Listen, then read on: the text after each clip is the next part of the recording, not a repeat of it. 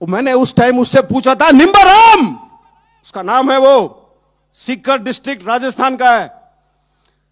मैं बोला, निम्बाराम क्या हाल है तेरे? चोट खाने के बाद बिस्तरे पे पड़ा हुआ है जवान, पतला सा आवाज में बोलता है मेरे से कि साहब पेट में थोड़ी सी तकलीफ है, और फिर बाद में बोलता है, साहब मैं तो ठीक हूं, अपने पलटन के बाकी बंदे कैसे हैं?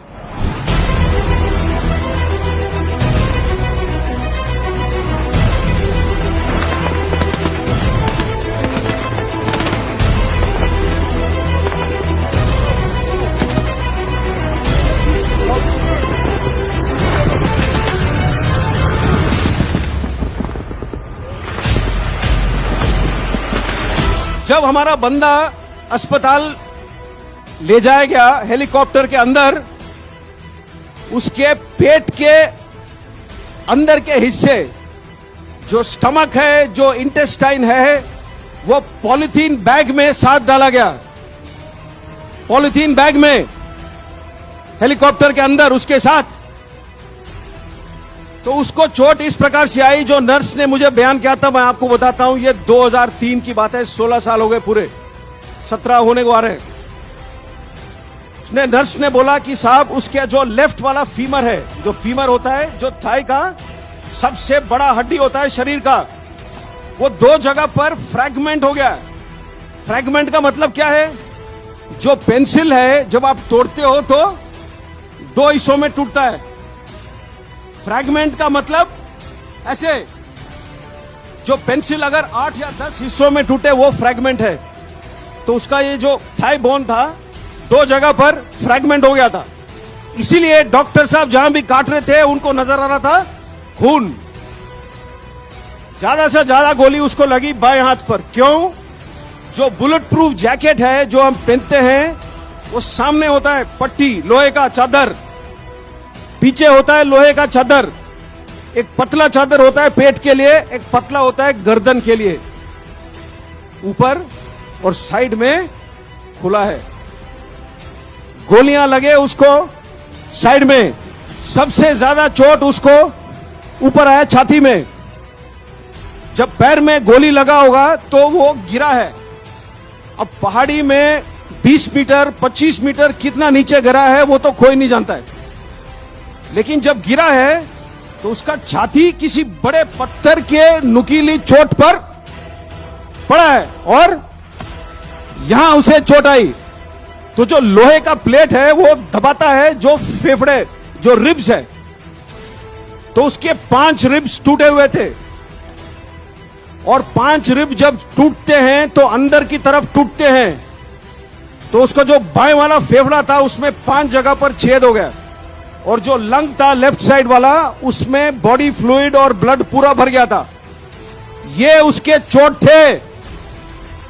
जब नर्स ने ये मुझे बयान किया तो मैंने नर्स से सीधा सवाल पूछा, क्या बंदा बचेगा? और जैसे डॉक्टर साहब लोग आमतौर पर होते हैं, ये नर्स ने बोला, सर मैं नहीं जानती हूं। तो हम लोग जो वर्दी पहनते हैं, थोड़े, मैं बोला ना, दिल से करते हैं हम काम, दिल से। तो मैंने अपने सोच में, मुझे यह लगा कि अगर मैं उससे बात कर सकता हूं 1 सेकेंड, तो हमारे जो 1000 जवान हैं, उनका जो मन का शक्ति है, जो दिल का शक्ति है, वो मैं उस तक भेजूं टेलीफोन के थ्रू। मैंने नर्स को पूछा, क्या मैं बात कर सकता हूं उससे? तो उसने बोला कि साहब 6 दिन हुए, इसने आज तक बात नहीं कही है। इसकी आंखें खुले तो है, लेकिन ये क्या सुन सकता है, क्या महसूस कर सकता है, क्या बोल सकता है, मैं नहीं जानती हूं। मैंने फिर भी बोला कि आप फोन का जो हैंडसेट है उसके पास रख सकते हो? तो उसने बोला हां। तो उसने फोन उसके हैंडसेट उसके कान के पास रखा, और मैंने उस टाइम उससे पूछा था, निम्बाराम उसका नाम है, वो सीकर डिस्ट्रिक्ट राजस्थान का है। बोला, निम्बाराम क्या हाल है तेरे? 15 या 20 सेकंड गुजरे, कोई जवाब नहीं है।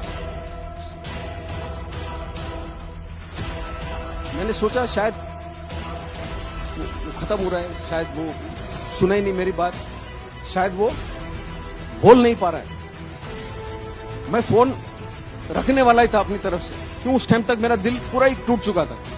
फोन मैं रखने वाला ही था, एक बिल्कुल पतली सी आवाज में जवाब आया। इतना चोट खाने के बाद बिस्तरे पे पड़ा हुआ है जवान पतला सा आवाज में बोलता है मेरे से कि साहब पेट में थोड़ी सी तकलीफ है, और फिर बाद में बोलता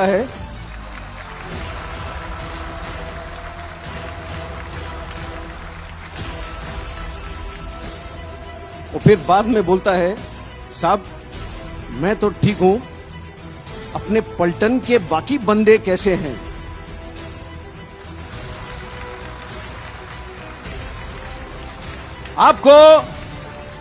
आपको कहानी सुनना है तो कहानी ऐसे सुनो, कहानी सुनाना है तो कहानी ऐसे सुनाओ।